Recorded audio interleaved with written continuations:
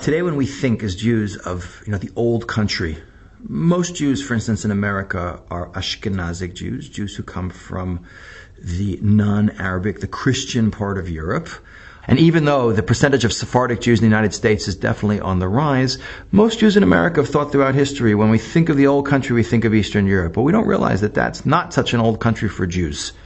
Most people aren't aware that up until 500 years ago, the majority of the Jewish world was living in the Muslim world, mostly in Spain, which we don't consider as a Muslim country, but before the Reconquest in 1492, it was for 700 years a Muslim country. But we have a huge growth in the Ashkenazic Jewish community. 1,000 years ago, 90% of the Jews in the world were living in the Arab Muslim world. In the last 500 years, we had a huge rapid shift when Jews were expelled or fled from either Spain or countries in Western Europe to Poland, to the life of the shtetl that we come to envision when we think about life in Eastern Europe, of Fiddler on the Roof and Tevye the Milkman. And we see the community grows tremendously. In 1500, there were maybe 50,000 Jews living in what is today Poland. Within 150 years, that number will jump to 500,000 Jews. That Eastern Europe, which becomes later part of Tsarist Russia, before the great exodus of Jews in 1881-82, there'll be over 5 million Jews living there. That really is, I would say, the second to last great diaspora community in the world will be that Eastern European community, followed later by the United States.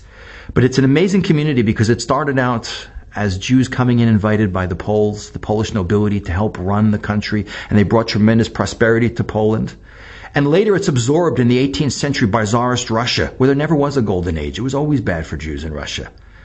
And later the situation degenerates to a very bad situation of Jews living in the shtetls, of tremendous persecution and of poverty. But the most interesting aspect of the shtetl living was the fact that even though the Jews lived for hundreds of years in a very difficult situation in the world's largest ghetto, 386,000 square miles of Eastern Europe, forcibly kept in poverty, it's one of the great creative periods of Jewish history, where many great rabbis, yeshivot, and tremendous Jewish learning came out of that. And that really shows us one of the most interesting aspects of Jewish culture and the uniqueness of the Jewish people. Most people, when they are stressed out by external factors like persecution and economic deprivation, will go into a regressive state when they don't produce much intellectually, culturally, economically. But the Jewish people often, even in the worst states, we see this in medieval Europe at the period of time of Rashi.